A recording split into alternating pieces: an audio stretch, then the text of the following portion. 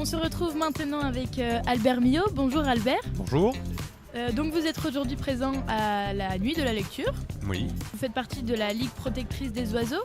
Quel est votre rôle au sein de la Ligue protectrice des oiseaux ?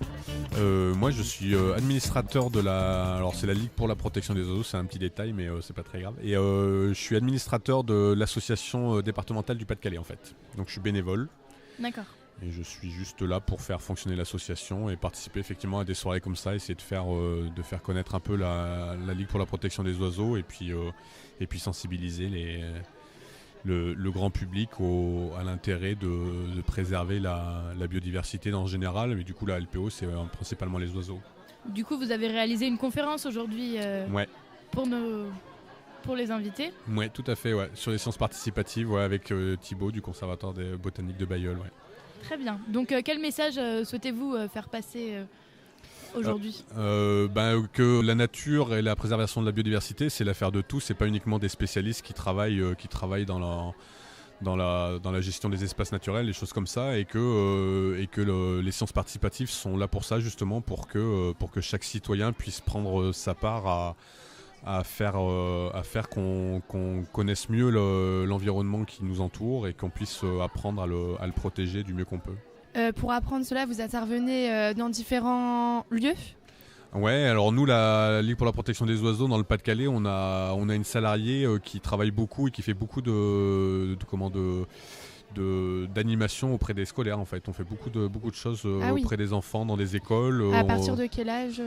À partir du primaire. Hein, on a monté un projet il n'y a pas très longtemps qui s'appelle Drôle d'oiseaux qui met en relation des enfants d'école primaire avec des résidents d'EHPAD pour créer un lien entre les tout petits et puis les personnes âgées et on met tout ça autour de la préservation des oiseaux, la construction de mangeoires, de nichoirs, des choses comme ça. Ça amène une convivialité. Quoi. Ça amène une convivialité et puis ça permet aux tout petits d'échanger avec les personnes âgées qui ont une certaine connaissance de l'environnement d'avant et ça leur permet d'échanger là-dessus. Et les personnes qui sont dans les EHPAD en général sont beaucoup des gens qui ont des fois des maladies d'Alzheimer et qui oublient. Et du coup, ça permet de créer des échanges comme ça qui sont très intéressants pour à la fois les personnes âgées mais aussi pour les enfants.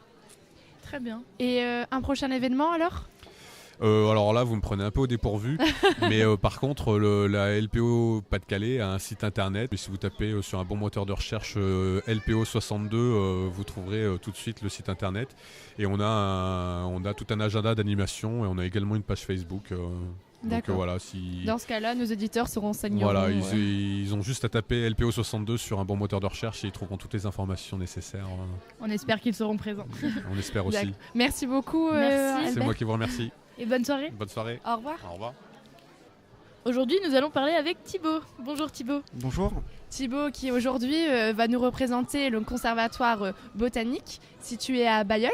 Est-ce que vous voulez bien nous en dire en 2-3 lignes à quoi ça consiste ? Donc le Conservatoire botanique national de Bailleul, c'est une association qui est agréée par le ministère en charge de l'écologie pour des missions de connaissance et conservation de la flore sauvage sur les territoires de région des Hauts-de-France et donc territoire au Normand.